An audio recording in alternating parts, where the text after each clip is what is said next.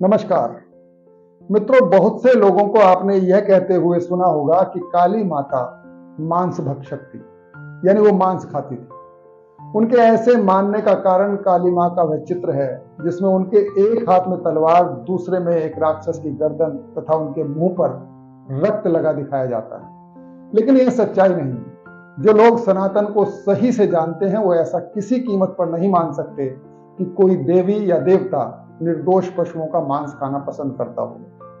वो अच्छे से जानते हैं कि हमारे धर्म ग्रंथों के अनुसार महाकाली का जो वर्णन है वो देवी पार्वती का ही एक क्रुद्ध और भयंकर रूप है, जो कि कुछ राक्षसों का वध करने के लिए उन्होंने वर्ण किया था। राक्षसों की हत्या का उद्देश्य उनका मांस खाना या उनसे नशे के सामान अपने लिए छीनना उनका उद्देश्य नहीं था कि उन्हें मांस और नशा प्रेमी मान लिया जाए।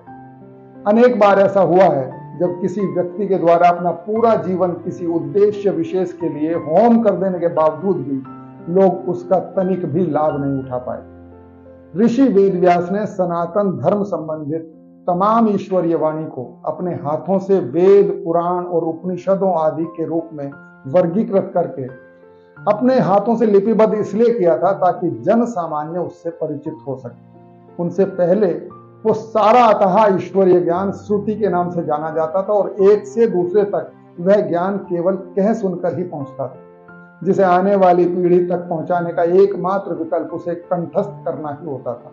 लोग उसे याद करके अगली पीढ़ी तक पहुंचाते थे और फिर वह अगली पीढ़ी भी अपनी अगली पीढ़ी तक उसे वैसे ही पहुंचाती थी। लेकिन ऋषि वेदव्यास द्वारा अपना पूरा जीवन इस महान उद्देश्य के लिए झोंक देने के बाद भी आज कितने हिंदू होंगे जिन्होंने उक्त धार्मिक ग्रंथों की शक्ल भी देखी हो।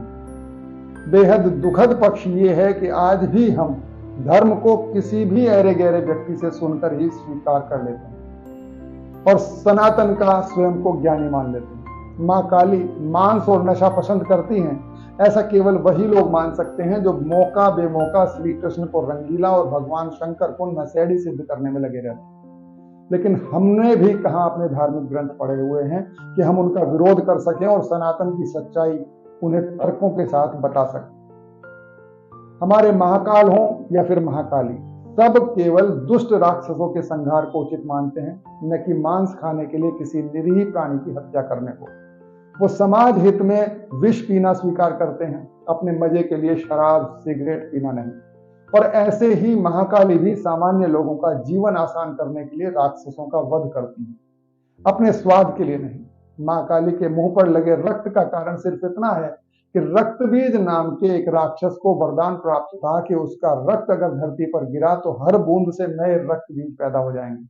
और इस कारण ही महाकाली को उसके रक्त की एक एक बूंद को स्वयं पीना पड़ा था, बिल्कुल ऐसे ही जैसे शिव ने जन कल्याण हेतु जहर पिया था। न तो शिव ने जहर अपनी खुशी के लिए पिया था और न ही मां काली ने रक्त अपने सुख के लिए।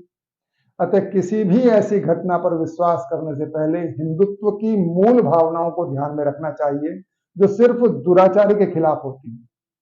उनके अलावा तो वह प्रत्येक जीव जंतु तक के संरक्षण की ही बात करती है। फिर कोई देवी देवता मांस भक्षण को सही मान कैसे सकता है? तनिक विचार कीजिए। आज इतना ही। नमस्कार।